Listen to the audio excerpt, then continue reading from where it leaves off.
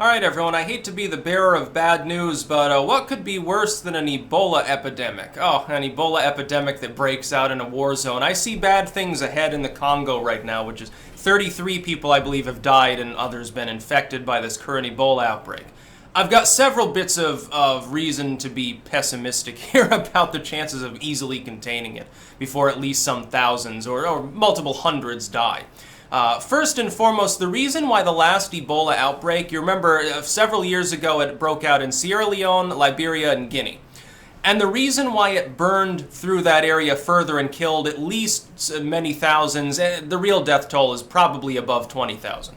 Based on the reliable early numbers, if you look at the trajectory and the final estimated result, it should be between 25 and 30,000 people killed. Their economies have barely begun to recover now because of the loss of tourism money and a lot of medical professionals, people with some of the most intelligent in their society, keeling over.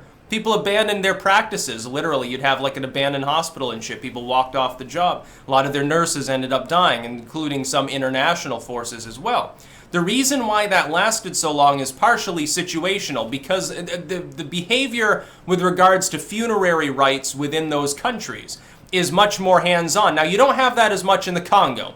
Where the epidemic is now, you've got a wider acceptance, I believe, of cremation, less hands-on funerary practices. That's a good thing. That's why the last Ebola epidemic in the Congo, which was, I think, late last year, it only killed like a dozen people before they contained it.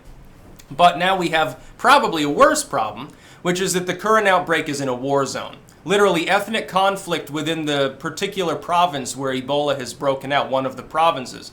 Between people means there's refugees everywhere, people move frequently to avoid conflict, people are in conflict. You know, what happens in a war? People are injured, they lack maybe access to food and water sometimes, or clean food and water, I would say. They might resort to eating bushmeat that itself probably caused the outbreak in the first place, let's face it. If a person is very well nourished and in an area where there's sanitation, there's running water and stuff, they are less likely to be infected by virtually every pathogen on Earth. Their immune system alone is better, things are more sanitary. Do you think that in the middle of an ethnic conflict zone, there's a lot of clean running water, ready access to food? Hey, yeah, your medical people can come in here to treat this person, they might have Ebola. No, it's going to be ignored. Hell, if a person's already bleeding all over themselves, how are you supposed to tell? They're just generically injured. We didn't know he had Ebola. Meanwhile, every doctor in that fucking camp of soldiers now is infected, and pretty soon they're all dead. You'd have 100 people infected. Now, the other piece of pessimism is this. The more people that are infected and the longer it goes on, the more likely it is to mutate. We saw this as well in the last epidemic. Early on in the last Ebola epidemic, when it began infecting people at what seemed to be an extremely high rate compared to past epidemics, I speculated it had mutated. At the time, there was no specific medical evidence to suggest that. It's just observing the movement of the epidemic, it looks different than before. And it turned out that I was correct. In fact, it mutated twice. The first mutation made it more readily able to infect people. It became more infectious. That's why it infected so many people, that and the funerary customs in the region. The second mutant was oddly enough, even though it probably saved a lot of lives, probably more chilling, which is that there was an asymptomatic version of Ebola that managed to come along.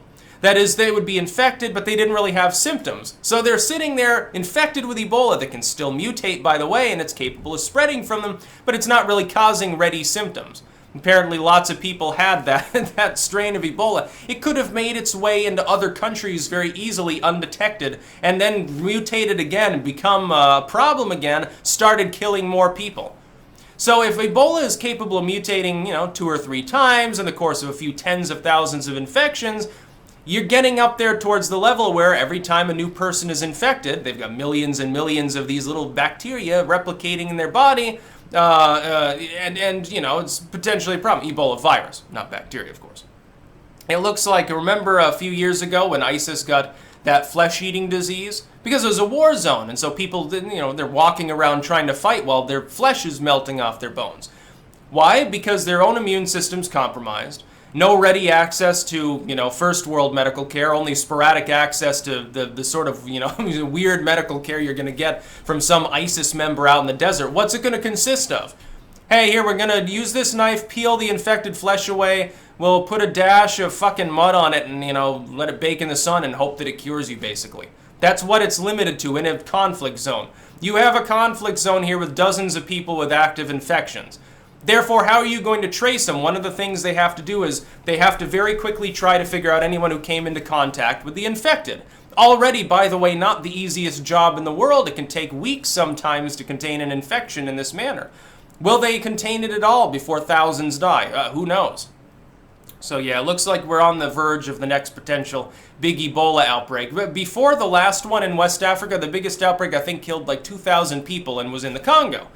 Then you had the West African outbreak of, again, 2015 or 14, I believe it was. And it killed, at least some tens of thousands of people. This could kill thousands or tens of thousands. It's not unheralded. It's happened before several times in relative modernity. I think before that it was the mid-70s was the main Ebola outbreak of Congo, and there have been another dozen significant outbreaks since then too. The average, I think, is several hundred people killed. And that's outside of a conflict zone, so maybe a little bit of pessimism is due. What they should be doing is freeing up more resources to try to develop a way to prevent Ebola from entering humans in the first place. Now, the big baddie, though, I'll tell people this. Here's a little bit of optimism, kind of. Ebola is one of the less likely pathogens to go full pandemic mode and sweep over the world and kill everyone like Stephen King's The Stand. The most likely is influenza. Yeah, the regular old yearly flu that you sometimes get. Influenza. Every time it mutates constantly. There are a dozen different variants already to worry about that are commonplace. Every once in a while you get a new one that, oh yeah, this one kills like 25% of the people that get it. Thank goodness it didn't by chance alone have a second mutation to make it readily infectious. It's less infectious. Oh, thank goodness, we dodged a bullet. Or, hey, this one is 10 times more infectious, but thankfully it only kills a few people. The immunocompromised and like toddlers and really old people. They get pneumonia and pass out or something. Thankfully, so far since the Spanish flu, we haven't had a flu epidemic of that kind. But it's only a matter of time. We know it can happen, because it happened with the Spanish flu, and we know that it's still mutating readily. It mutates readily because it's so infectious. It has a lot of hosts at any given time, even during the off-season. Since it has a lot of hosts, that's a lot of different random chances for it to mutate. Eventually, you get that 2 or 3 mutations that you need for it to be fully airborne, highly infectious, and very deadly. Thankfully, of course, when it does that, it tends to eventually snuff itself out. It kills 10% of the world's population, the Spanish flu, and then it disappears very quickly. That's because it mutated again, was still infectious but far less deadly, and so a much more mild version inoculated everyone against the strain that was going around. It basically snuffed itself out, having exhausted all possible hosts, and then essentially disappeared from the face of the earth, leaving some degree of immunity in the remnant population for some time, keeping it snuffed out. So yeah. Influenza is the big bad guy. Worry about the flu more. The common flu that everyone has to deal with several times in their life, that's more likely to go pandemic mode than Ebola. Also, you gotta realize where Ebola tends to crop up. Remote areas of Central Africa. Not necessarily going to be tourist hubs. Most people don't go to the Congo and oh, well, I'm gonna look for, what's that cryptid there that supposedly is out there, like the fucking Brachiosaurus or platypus or whatever it is out there in the swamps. Can't remember. I think it starts with an M. I probably couldn't pronounce it anyways. MBWE, I don't know. There's some sort of cryptid out there, so other than a few paranormal enthusiasts, there's not a whole lot of tourism in an ethnic conflict zone. Yeah, why would you want to go to the Congo for a vacation? Go to Gabon or something. Go to South Africa. It's safer. That's about all. Peace out.